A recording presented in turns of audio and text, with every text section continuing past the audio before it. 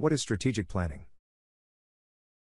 Strategic planning is an annual process organizations undergo to plan their near, mid, and long-term strategies. A robust strategic planning process arms the organization with clearly defined strategic objectives across all time horizons and prepares the organization for successful strategy development and execution. Strategic planning is a crucial process, but often poorly executed, leading to poor translation from strategy to execution. In this video, we hope you will not only understand the purpose and scope of strategic planning, but also develop a firm grasp of how to effectively and efficiently execute and manage the full strategy process, from planning to execution. This video breaks the full planning to execution processes into 3 sections: strategic planning, strategy development, and lastly, strategy execution. For each section, we will highlight important concepts core to the topic. Additional relevant resources for further understanding are included in the description. By the end of this video, you will understand the purpose of each phase and be armed with useful business frameworks to properly structure your strategic analysis and implementation approach. First, let's discuss the overarching concept of strategic planning. Per Wikipedia, we can define strategic planning as: strategic planning is an organization's process of defining its strategy, or direction, and making decisions on allocating its resources to pursue this strategy. It may also extend to control mechanisms for guiding the implementation of the strategy. Strategic planning became prominent in corporations during the 1960s and remains an important aspect of strategic management. It is executed by strategic planners or strategists, who involve many parties and research sources in their analysis of the organization and its relationship to the environment in which it competes. In most organizations, executives complain that their strategic planning is overly bureaucratic, insufficiently insightful, and doesn't accommodate today's rapidly changing digital markets. To combat these issues, we can follow these 3 steps of strategic planning. First, explore strategy across 3 time horizons.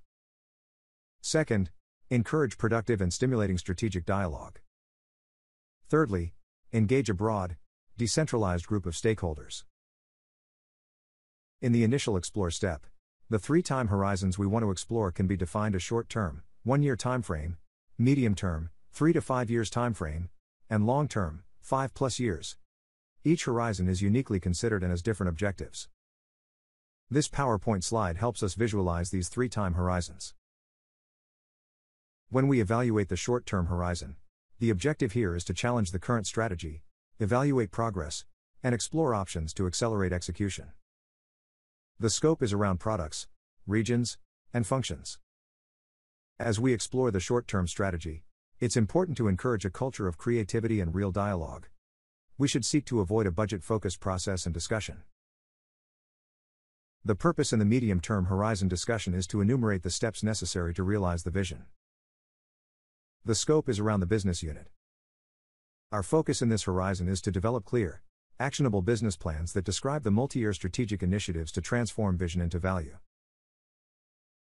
Lastly, the objective over the long-term horizon is to define, validate, or redefine the vision, mission, and direction of the organization. This session is the forum to challenge and redefine the boundaries of our market. We want to shape our future by influencing the industry with our strategic actions. The second step is encourage. Most organizations repeat the same strategic planning process year after year.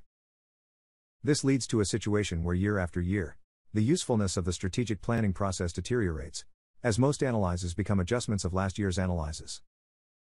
There is a stagnation of effectiveness. The same inputs lead to similar conclusions and creativity is sapped from the sessions. So, how do we break this type of cycle and behavior? The answer is to encourage productive and stimulating strategic dialogue by asking different questions. Great strategists need to learn the art of questioning.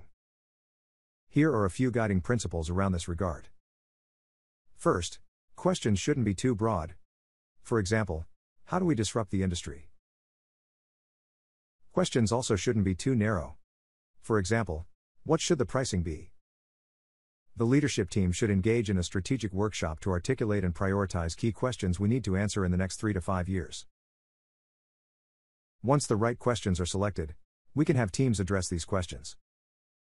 These teams will design novel, relevant analyses, amass new knowledge, and develop strategic recommendations. Remember, as well, question-driven strategic dialogue is an iterative process. The third step is engage. Organizations that engage a broad, decentralized group, of both internal and external, stakeholders in their strategic development efforts yield stronger results than organizations that leave strategy in the hands of a small, centralized team. Involving a broad group prevents groupthink. We should involve folks from different backgrounds, generations, and geographies. This is more likely to surface alternative ideas and perspectives. It is common to also engage participants external to the organization, such as customers, suppliers, and consultants. This approach improves our strategic peripheral vision. In other words, it makes us more adept in spotting both opportunities and risks early. It is also important to engage stakeholders early on, as this increases buy-in, which helps with the strategy execution process later on. For more information on strategic planning, take a look at the frameworks and tools listed in the video description below. Before we continue, remember to like, subscribe, and comment if you enjoy videos on corporate management topics. We regularly publish videos like this one across a multitude of management topics, from growth strategy to operational excellence to organizational design. Now, let's move on to the management topic of strategy development.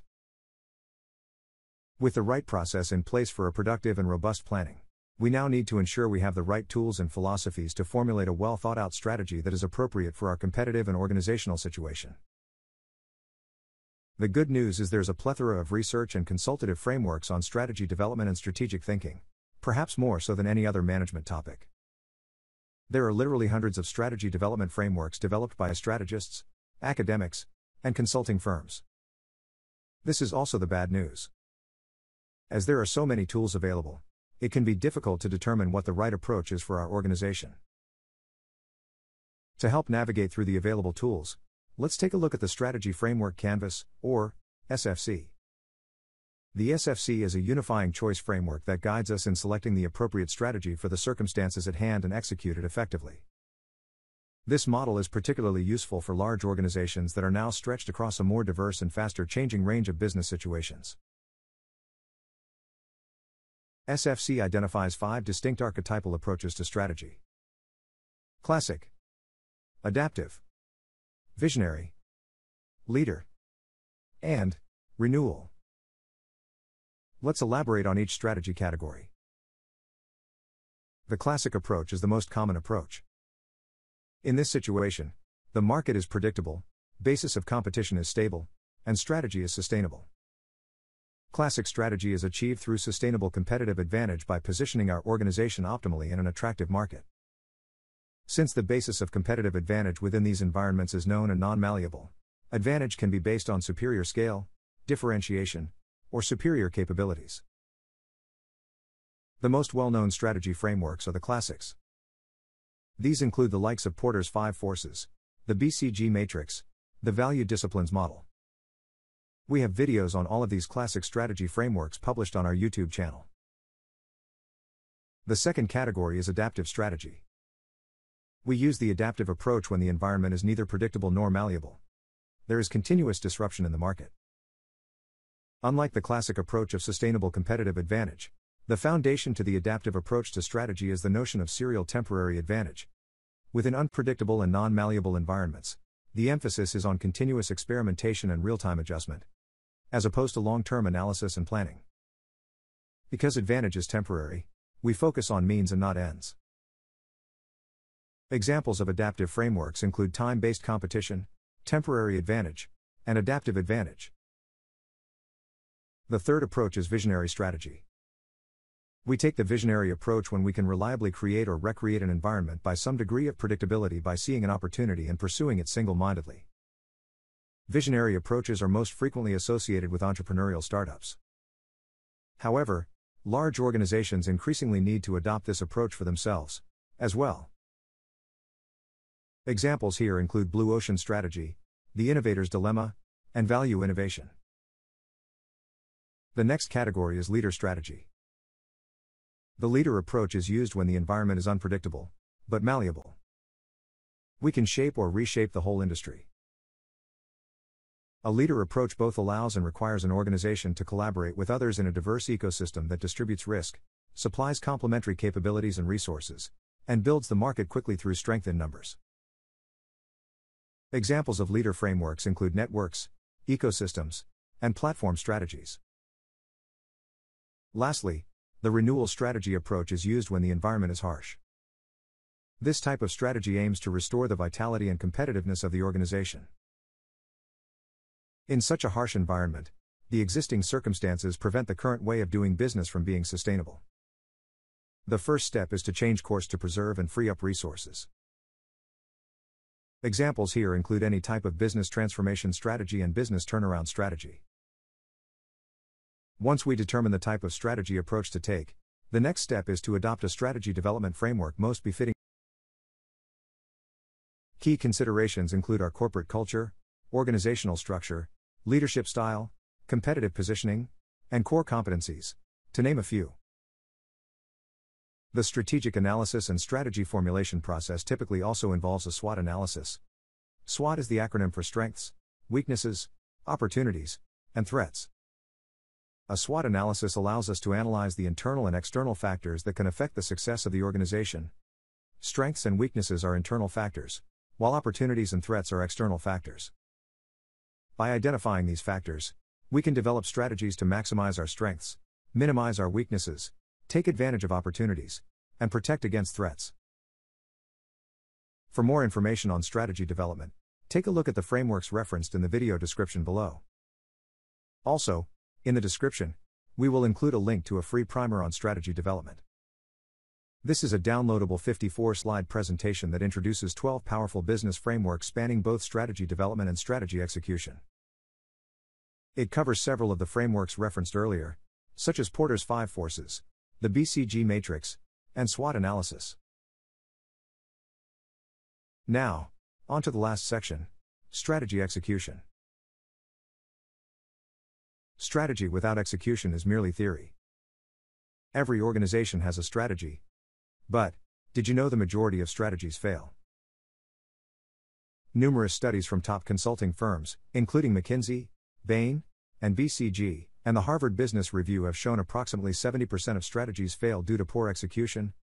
Furthermore, organizations only realize about 60% of their strategies' value. This gap between the strategic plan and actual performance results is called the strategy execution gap. Take a look at this PowerPoint slide to see the full breakdown of performance lost. The data presented on this slide is based on a survey of senior executives conducted by Maricon Associates in collaboration with the Economist Intelligence Unit. For most organizations, their projected performance based on strategic planning forecasts follow a Venetian blinds pattern. In other words, when each year's performance projections are viewed side by side, the resulting diagram resembles a series of diagonal Venetian blinds.